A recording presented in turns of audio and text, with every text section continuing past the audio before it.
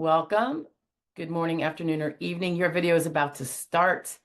I just wanted to invite you to take a moment with me to remember our deployed military members who cannot be home like most of us can be.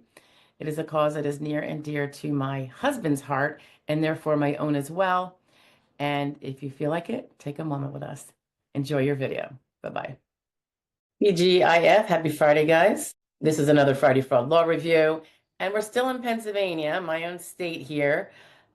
Also very recently, April 29th, 2025. This one's interesting in that the Social Security Administration was instrumental in solving this and catching these guys. But it doesn't look specifically that Social Security funds were stolen. But presumably then again, it's the Social Security numbers being used to do these things, because in this case, it was bank fraud conspiracy. So, and also what's interesting is, like the one person, I think it's the one person. Well, let's go through it. It didn't seem like huge amount of monies, but now I'm just looking at something that talks about over 100,000. So I stand corrected. Here we go. These guys were found guilty. So I'm going to say their names. One is a Pennsylvania man. His name is, and it looks like Marquis, but it ends in an I-S-E. So I don't know if his name is Marquise with the E on the end like that. A. Billy. So his last name is Billy, B-I-L-L-Y. A tender 31 years of Long Pond. And the other fellow was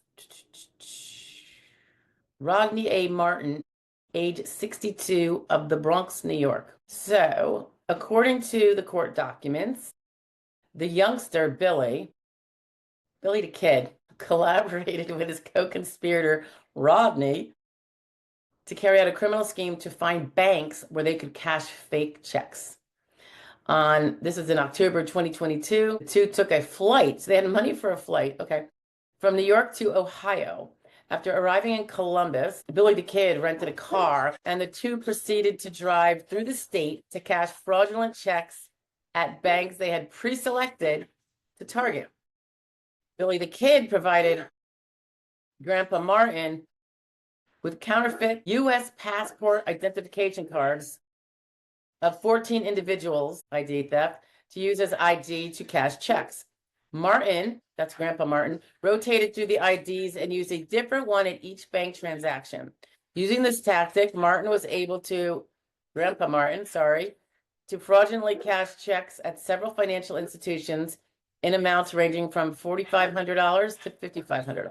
During the investigation, it was discovered that the defendants had in fact made multiple trips to Ohio and everywhere to carry out their conspiracy to commit bank fraud. The two men visited 21 bank locations where Grandpa Martin cashed fraudulent checks using the fake IDs that Billy the Kid provided. In the Northern District of Ohio, the banks targeted were located in Ashtabula. Sorry if I butcher these guys. Cuyahoga, I'm going to say this wrong, Giga, Portage, Trumbull, I'm familiar with that one. I just drove through it, and Wayne counties. In total, the dastardly duo stole $107,800 from several community banks. It wasn't until February of 2024 that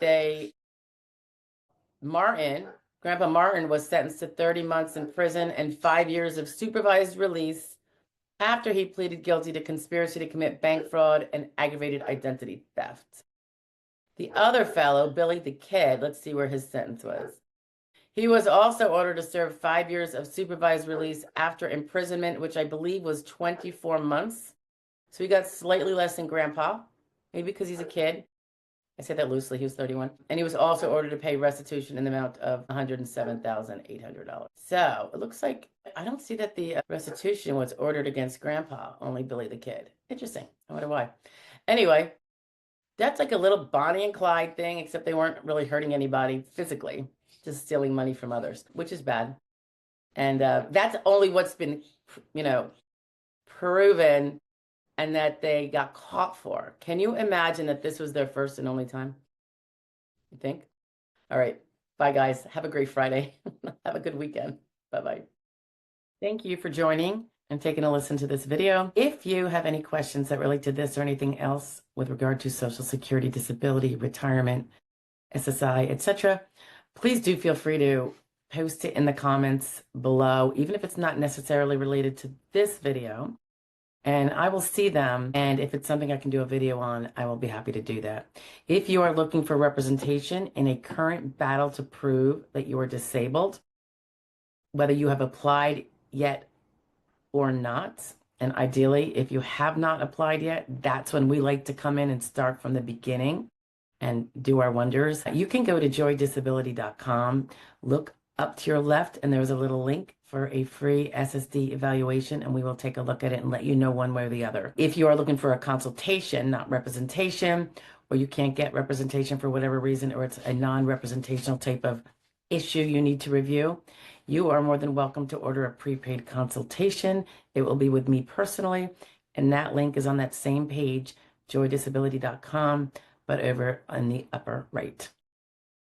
Anyway, thanks for staying tuned, and I hope to see you every day, 9 a.m. with our little video shares or live Q&A if you want to join me live on Wednesdays at 1 p.m. Eastern Standard. Thank you so much. Have a great day. Bye-bye.